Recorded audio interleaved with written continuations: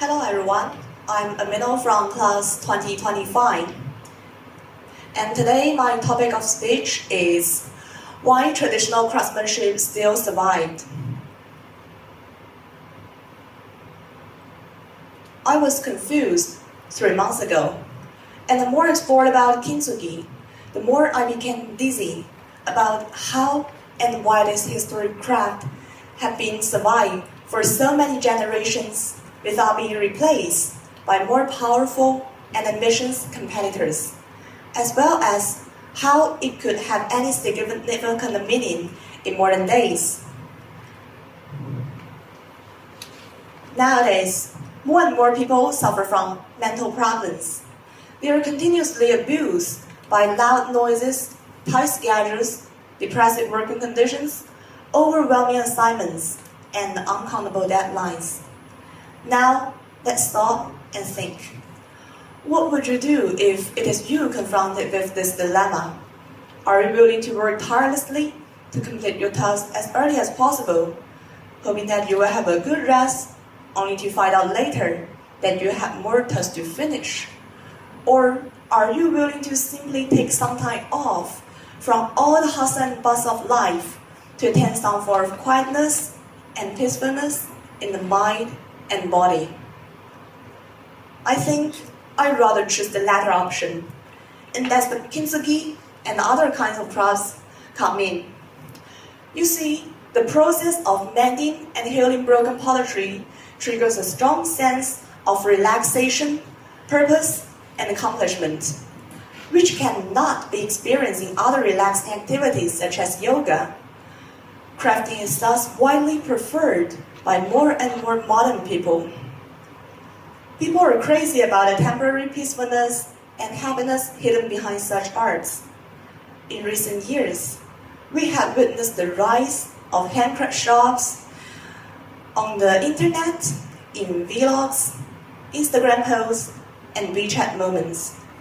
We see people going out to a bunch of different DIY stores as well as DIY clubs. They sit there for a few hours, hang out with friends, and just chilling.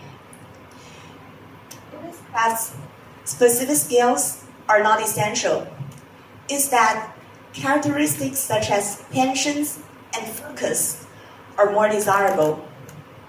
People who do not handle this craft well can also take part in such activities to attain some of peacefulness and quietness in the mind and body. In such focused activities, we can filter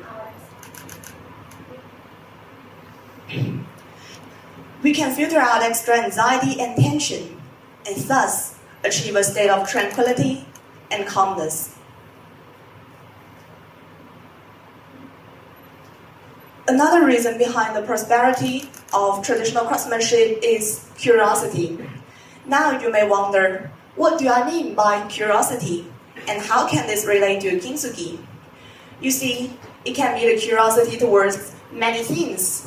Curiosity towards our ancient ancestors' daily lives. What ancient Japanese or Chinese is like, what were their trendy fashion styles, and how they gradually realized their prospects.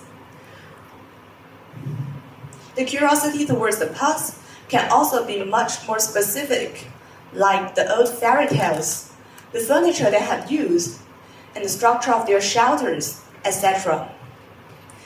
These trends are so popular these years that you can see them anywhere, from TikTok to YouTube. I put some data here to illustrate the tip of the iceberg on how keen people's attitudes towards such traditional craftsmanship have been. Take Hanfu as an example.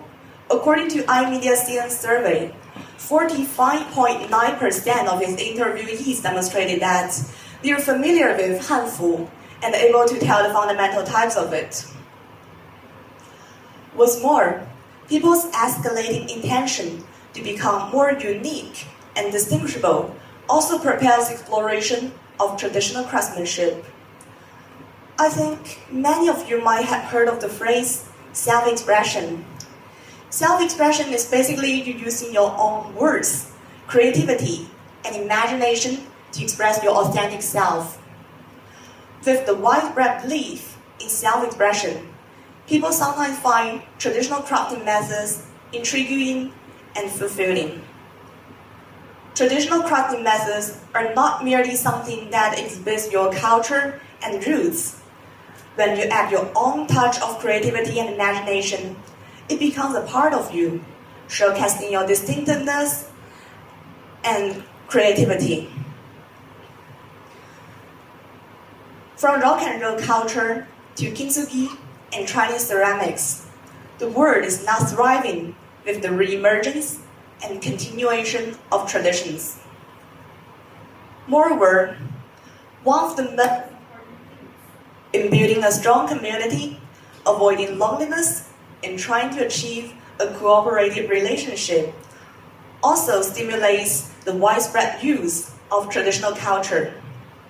The development of traditional heritages is linked to millions and billions of people, and which provides it with the possibilities to act as a glue to stick to each other.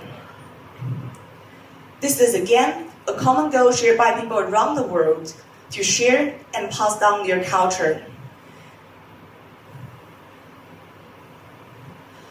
Knowing that these traditions have been passed down through multiple generations, practicing these crafts is no longer a simple practice of art, but linked to years of history and a place of self-confidence. It is also a measure to fight against the inevitable feeling of powerlessness when compared with natural disasters, an unpredictable future, the enormous and mysterious universe. In conclusion, it allows us to feel like we are not alone on an isolated island, surrounded by water and hopeless for life. Instead, we feel that in our blood runs the blood of our ancestors, and in our body vibrates the stardust from the ancient cosmos.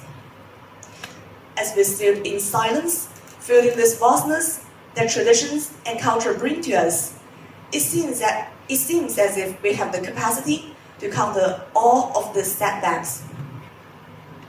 Last but not least, the development of old traditions also stimulates the development of regional economy and decreases unemployment. Every region has its own traditional culture, and by presenting this to the outside world, people sometimes, tourists would come visit, and their traditional economy could have a chance to grow. With tourists comes the availability of jobs, and thus it provides possibilities for the indigenous people to achieve higher living standards. Viewed from this angle, traditions are just acting as what they have been doing throughout the years, assisting hardworking people, which I think is the most important reason why they have survived for such a long period of time. Thank you very, very much.